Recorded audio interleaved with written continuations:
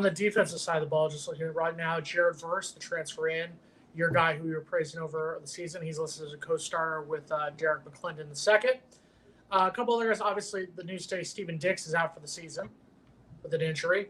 A couple other positions interest me. I like Kevin Knowles getting the start at the nickelback spot. Kevin Knowles, the second from down here. Keem Deck getting a starting spot. Jamie Robinson, obviously, getting a starting spot. What are you seeing on the defensive side?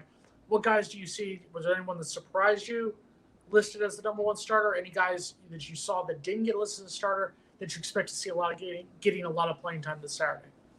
James can probably comment some more on that because we talked about him. Well, he's going to get in Jacksonville when he gets back on. Right, he's got to get his Wi-Fi set up. Yeah, whenever he gets to this next show location, we talked about Jared Verse in Jacksonville a lot, and he actually got to go see one of those scrimmages where you got to see some live action of Verse, and that part I'm usually always jealous. But we talked about Verse and the impact that he'll make this upcoming season.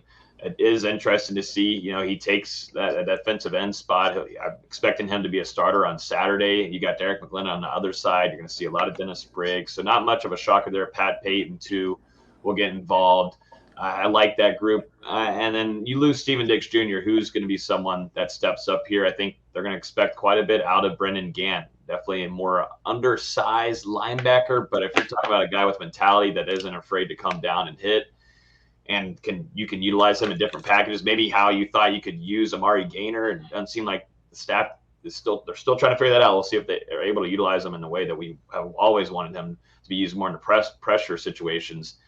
Brendan Gant and even Omar Graham Jr. I think is going to get some burn this upcoming Saturday. The depth chart doesn't look too crazy off on the defensive side to me. I like Knowles right there. Renardo Green has been a nice, consistent player at that corner position.